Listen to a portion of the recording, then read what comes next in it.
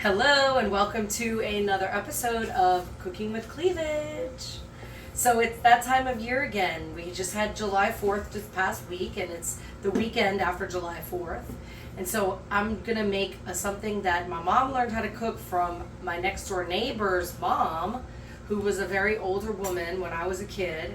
And she taught my mom how to use potato chips that maybe might have gone stale otherwise, because I guess I wasn't the only kid in my family who didn't really like potato chips that much. I mean, they were okay. I would have them if the bag was open, and if it was a party and I had it, that'd be one thing. But they probably would just go stale in the house. I wouldn't even think about them. So, so she said, well, to make use of this potato chips before they go stale, or as I recall, I think this recipe even works if the potato chips did go stale for a little while. But these are going to be made, I'm making these today with fresh potato chips because I just went and got a bag for this. But they're potato chip cookies. So I decided to make a double recipe today. So I'm going to tell y'all what I put in, and then we'll put the single recipe on the screen for the video, okay? So in the bowl right here, I have white sugar and brown sugar. I used 2 cups of each. It says to also use a cup of shortening for each recipe. Now, I went to go look for a tub of Crisco at the store, and I thought this was really cool. They make them in little sticks. So each stick is a cup. See? So, I mean, I guess I am getting my hands all greasy from this. But it's easier than spooning it out of that tub, I think. You know? It's already measured, and then you don't have to measure it in a cup. And I don't use shortening too much, so I thought this would be good. And then it came in a pack of 3, and so I just have one that's in case I want to make another batch of potato chip cookies. I think the last time I used shortening is when I made this recipe the last time, which was years ago. But there's not very many things that call for shortening anymore. Okay, that's 1. Since I'm making a double recipe, I'm going to put a second.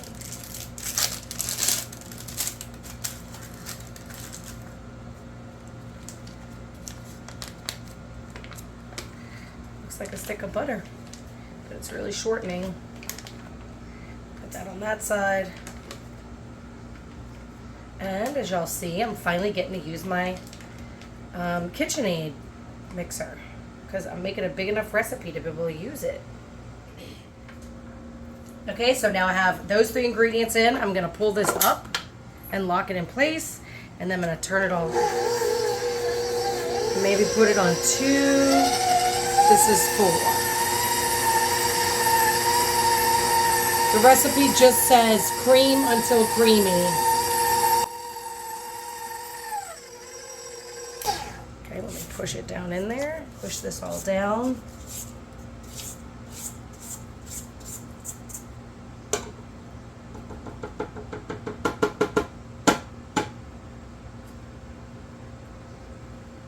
My hands are clean. I'm just going to put all that back in there.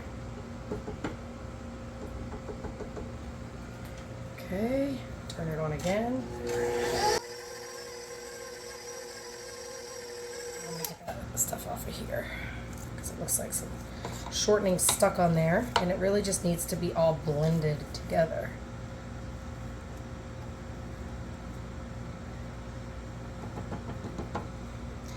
Okay.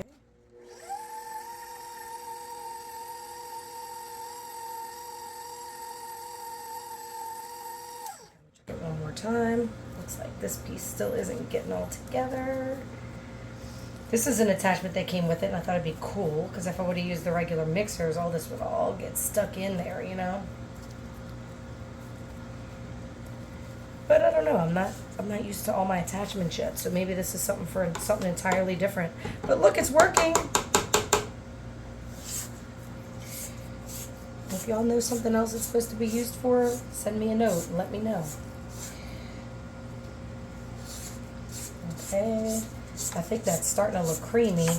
I don't think it needs to be blended too much more, but I'm going to do it one more time just to make sure all that's blended together.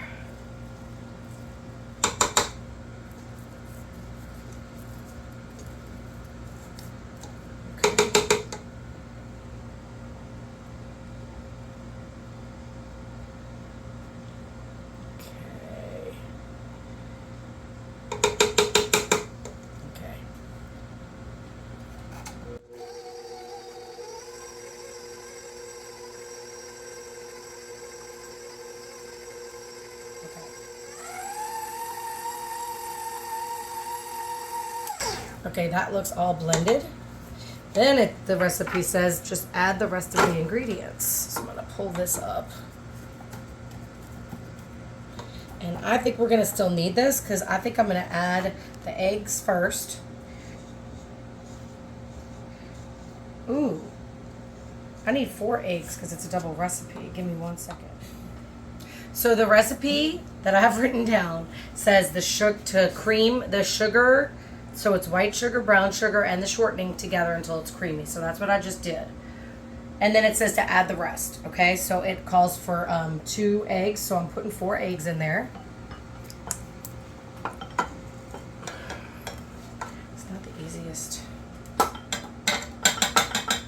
contraption.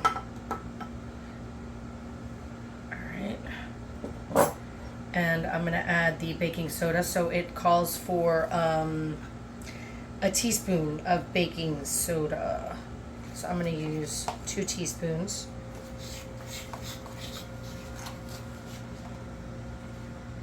That's 1.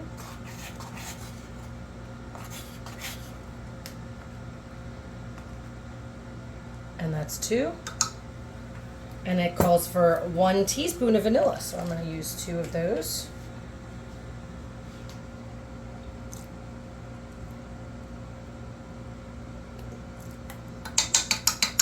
And then it says to use 2 cups of flour. So I'm going to just add the flour slowly. So I'm just going to put it on stir. Oh, I got to put it higher, huh? See, I told you I'm not used to this all the way. Okay, so put it on stir. And I'm just going to add the flour.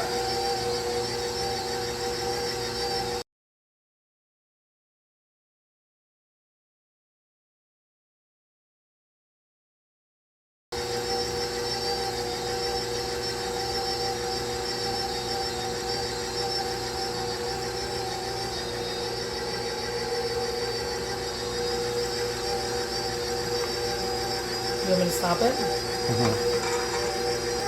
To add the splash guard. So this is how you add stuff into here.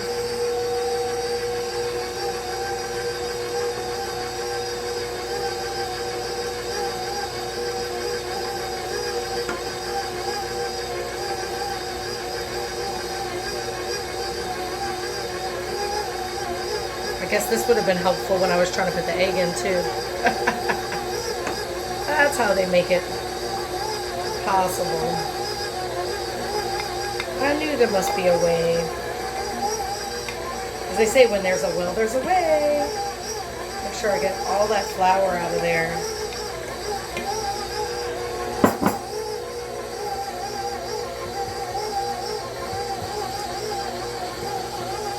I did use this cup to crush the potato chips before, so it was a little greasy.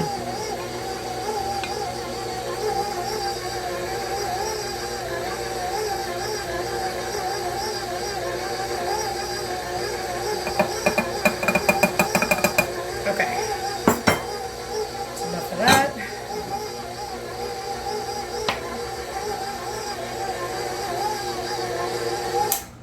Okay, let me take this off for a sec. And make sure all this is getting in there.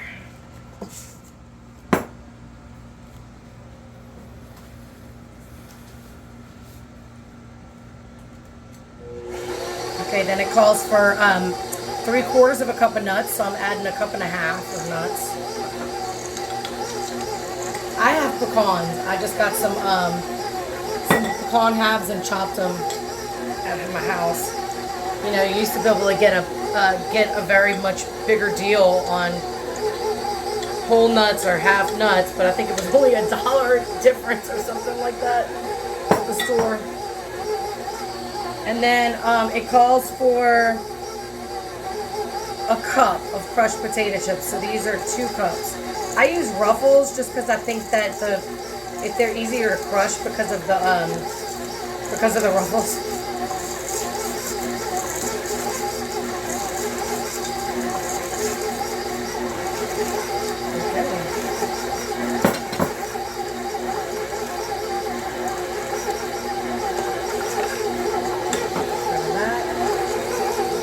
this off and get it all in there.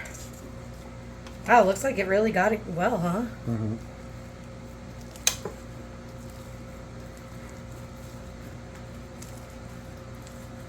I'm gonna do it one more time, but I think it's all looks pretty good, huh? Mm-hmm. Wow, this works really well.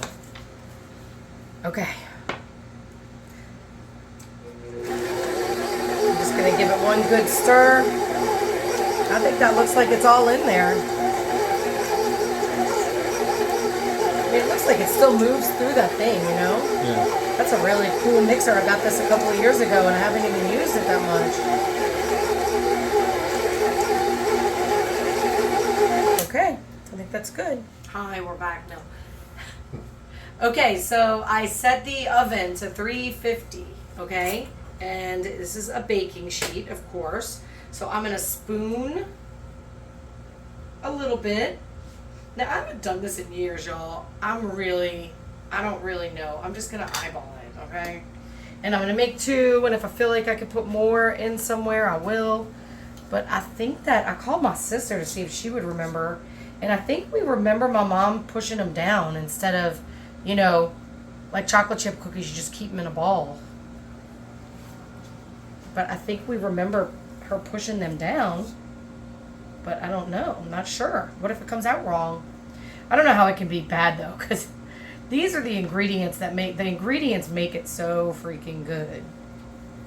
But you know how, like, potato chip cookies, they push them down? That's what I thought it was more like. You can't even really see the potato chips in here, but I tell you what, you can taste them. Because it's just a sweet and salty. I think that's why I like it. I always like this dessert so much, these cookies so much, is because they were salty and sweet. And that is just such a good combination. So you just put it all on there, so I'm going to be back in a second.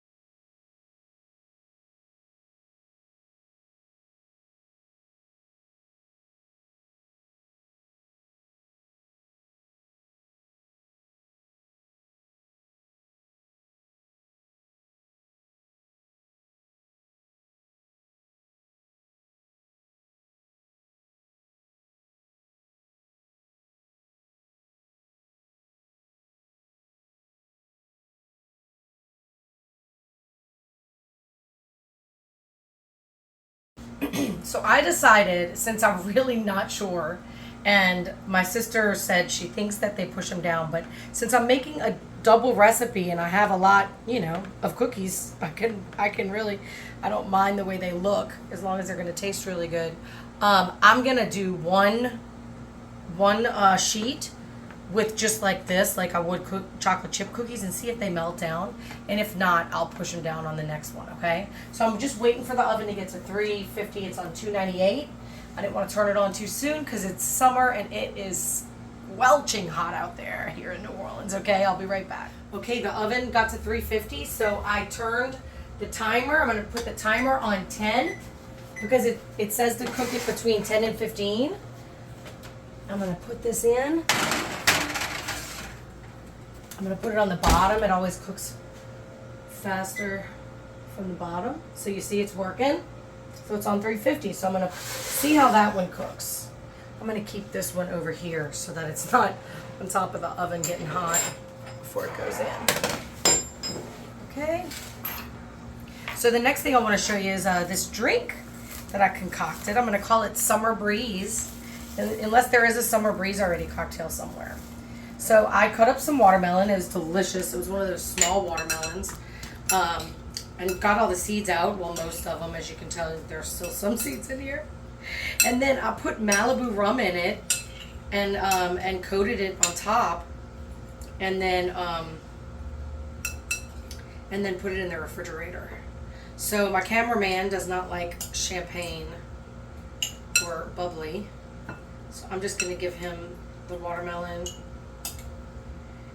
and the Malibu in a nice little drink. Ooh, he's gonna get tipsy. Is that good? You want some more juice? Okay, and then I'm gonna do some juice on the bottom of mine. Juice. It's watermelon juice mixed with Malibu. Yum. And then I have these little skewers. I'm gonna give him one so he can get the watermelon out of his cup. And I'm just gonna skewer my watermelon just like this. This is an idea I had. Just gonna skewer it all the way up my champagne glass, just like this. Whoop, isn't that cute? And then I'm just gonna top it with champagne, or this is Ruffino, but bubbly, some type of bubbly. And look, it's red and white too. All you need is something blue. I guess we could have put some blueberries on top. Okay. And then I'm gonna mix it with my little stir. Cheers. That's to a summer breeze. Yum. Mmm. That coconut goes really well with the watermelon. Mmm. Okay, so I'm gonna leave those in for, it's 7:40, so we'll be back, okay? Okay, we're back. I took these out. I'm gonna pull them over here and cool them away from the oven, but I just want to show y'all how I'm gonna fork these down, okay? But I do want to say that this is a delicious drink. Oh my God. You can just taste the way the watermelon, the Malibu just penetrated into the watermelon. Mmm. And then mix it and top it off with champagne. What? How can you get more summery than that? I think I just created a great drink. Somebody might have to add something to it to make it frou-frou and fancy and mixologist like. But anyway, I'm gonna try to do like that. Crisscross it, right? Crisscross.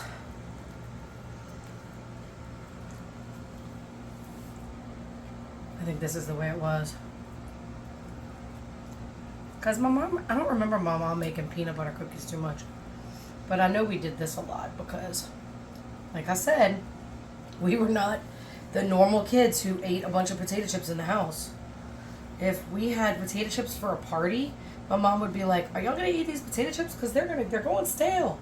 And then I guess she was complaining about it around her neighbor, and our next door neighbors were elderly people already. And then they had, her mother lived with them, and she was she was so nice. She used to give us like $50 bills or dollar, what is it, like $50 bills they used to have? The $50 bills whenever like our teeth would fall out, you know, like she would be a tooth fairy for us. She wouldn't say it came from the tooth fairy, but she would be a tooth fairy for us. Anyway, I wish I knew her name. I remember her daughter's name was Naomi, and her husband's name was Ted. Not the elderly lady, but Naomi's husband was Ted. So I think that's how it's going to be. I'm going to put this in, and you know, the last time 10 minutes was good, but I put it on for one more minute, and maybe by the time I got it out, it might have been 11 and a half minutes. But the recipe calls for 350 for 10 to 15 minutes. So I'm going to put this over here because honestly, when my oven gets hot, all the burners get hot too. So I'm going to put this over here and let it cool away. And then we'll put it on a plate and we'll try one. Okay, so I took these out and I let them cool a little bit. I think they look better and more like what I remember as a kid, flat like this. Doesn't that look delicious? And I haven't tried it yet, but my suspicion is that while these are moist and chewy, these are more crunchy like this. And I think that's the way they're supposed to be. I mean, they're potato chip cookies. You know? You want to, I don't know. I don't know how to describe that, but except to say that. I mean, yeah, there is a moistness that's in the middle of that, but it looks like it anyway. I haven't tried it, but this looks like, oh my god, these are going to like fall apart in my mouth. Okay, I am just going to try half because I want only half right now because my cameraman will eat the other half of each one for me. Just to do a taste test, I'm going to take this one. Take half of this. See, I can already tell that's moist in the middle. See? Now it's going to be delicious. I think it's going to taste good. And it's still crunchy on the outside, but it's really chewy and moist on the inside. Just like I said. But still delicious. I mean, you can't go bad, and maybe you might want to try them both ways to see which one you like better, right? Whoops, that little crumb got away.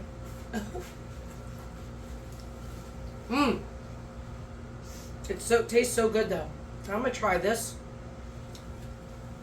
I'm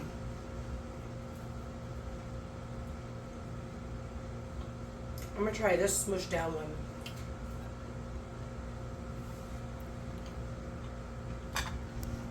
Okay. I have to cleanse my palate with my Summer Breeze. Oh, that's why Summer Breeze sounded familiar. Okay, but anyway. Oh goodness, that.